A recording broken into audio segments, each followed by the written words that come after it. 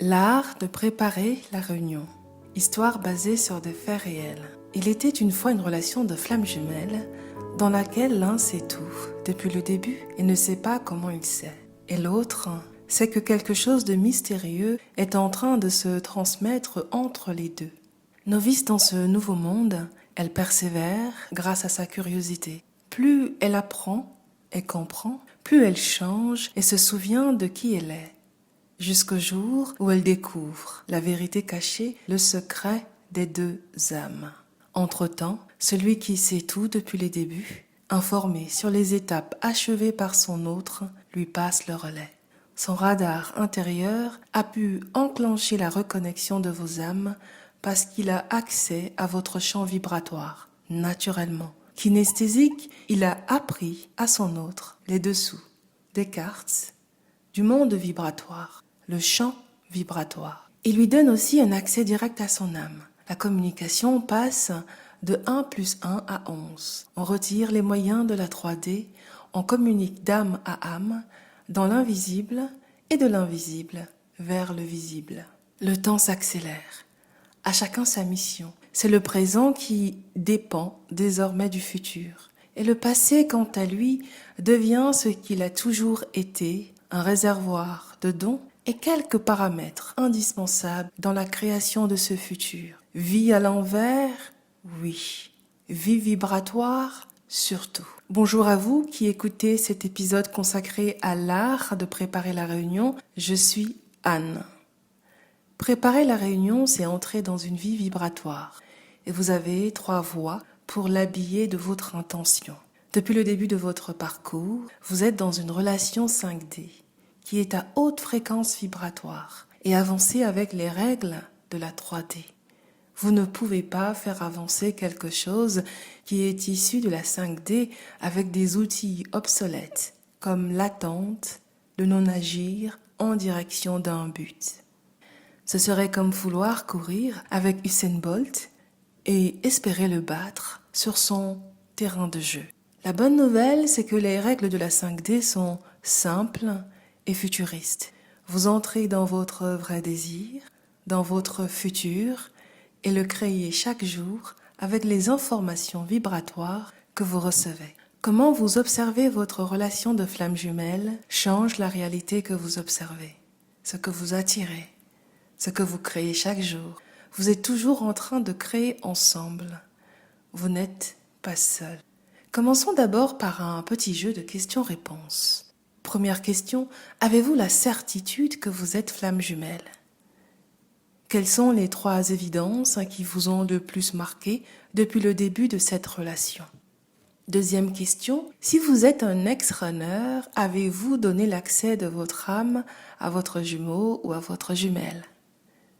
Troisième question, si vous êtes un ex-chaser, reste-t-il en vous des conditions barrières vis-à-vis de votre autre qui brouillent l'interception des informations par votre corps ?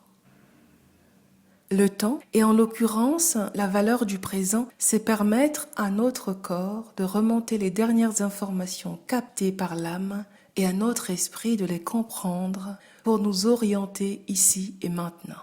C'est un des premiers moyens de devenir qui vous êtes. Et flamme jumelle ou pas, tout le monde mérite d'être heureux. Imaginez juste que dans 10 jours, votre autre vous contacte et souhaite que vous vous rencontriez. Comme vous avez tous les deux admirablement évolué, ce sont 2 versions de vos futurs, vous respectifs, et connus à ce jour qui se réunissent. Pas qui vous étiez. Vos champs vibratoires étant unifiés, il n'y a que le retour vers le futur qui est possible. Votre autre aborde comment vous l'envisagez dans votre vie. Lui est prêt, c'est-à-dire qu'il a déjà des réponses à des questions clés et en fait, il aimerait bien connaître votre vision, où vous allez. Il vient avec ses questions et ses réponses. Et tout le temps de séparation, il a su en tirer profit pour clarifier ce qui lui convient et ce qu'il veut co-créer. Et vous, êtes-vous prêt? Êtes-vous prête? Chaque jour peut compter si vous vous engagez dans l'invisible. La séparation vous fait gagner plusieurs mois, vous fait sauter des classes d'essais, erreurs si vous le désirez. Et si ce temps-là existe, c'est que personne n'est prêt véritablement. Celui qui vit en premier, la nuit noire de l'âme, et donc le réveil, a de facto plus de temps que son jumeau. Il est donc juste que le deuxième jumeau bénéficie de cette égalité d'opportunité de reposer ses racines. Et à ce stade, vous avez reçu tellement de signes après votre réveil que vous savez. C'est plus que la foi, c'est plus que la certitude, c'est poser des actes qui montrent que c'est déjà là, sans forcer ou chercher à contrôler quoi que ce soit. Vous êtes prêt si vous êtes devenu la personne qu'il fallait devenir, certes, toujours en progrès, pour manifester le couple extérieur qui ressemble à votre unicité intérieure. La deuxième voie pour co-créer la réunion dans la matière est de vous détacher d'un ennemi caché qui n'a vraiment pas sa place dans votre vie, le syndrome de l'imposteur. Si vous avez attrapé le syndrome de l'imposteur, ce n'est pas de votre faute. Des millions de personnes dans le monde sont touchées par cet obstacle. Un article du magazine Forbes, daté du 4 avril 2019, avance qu'aux États-Unis, ce syndrome affecte 70% de la population. Si à ce jour, vous avez essayé plusieurs procédés en vain, alors ce qui suit est ce que le syndrome de l'imposteur souhaite vous dire. Chère âme, je n'ai jamais été ton ennemi. Moi, syndrome de l'imposteur, j'étais à la base venu t'aider à ne pas négliger les détails. J'étais là, uniquement pour t'aider à être plus efficace. Avec les personnes authentiques que tu as eu à rencontrer, tu étais serein, tu étais sereine, pleine de ressources. Et puis, la vie t'a présenté au fil du temps des personnes aux traits de personnalité narcissique. Tu n'as pas ressenti la bascule. Et tu as commencé à en faire trop, à vouloir plaire. Tu as commencé à ressentir des autres que ce n'était pas assez, que tu n'étais pas assez. À trop vouloir prouver et donc plaire, tu as commencé à douter, à croire que tu ne méritais pas ce que la vie t'a souvent offert. L'abondance d'idées, l'abondance de belles rencontres, l'abondance de bonnes personnes au bon moment, ton optimisme, l'abondance d'amour, l'abondance des possibles, et un futur qui est toujours espoir et abondance. Tu as toujours cru en cette abondance au-delà des apparences qui existent pour chacun et pour tous et avec lequel chacun est né. Aussi, tu n'as pas vu les choses venir et as enfui ton monde d'abondance, ce merveilleux état d'esprit et outil de ton futur. Fais tienne, chère âme, ton importance sans attendre qu'elle soit validée à l'extérieur. Tu peux signer aujourd'hui ton plus grand acte de courage et reprendre ce pouvoir qui est tien, la liberté de choisir et la liberté de vouloir. Maintenant que tu sais, ne te laisse plus culpabiliser et cesse donc de te justifier. Tu n'as qu'un seul choix à faire. Choisis l'abondance et je partirai dans la joie. Ne fais plus jamais de la croyance des autres ta vérité.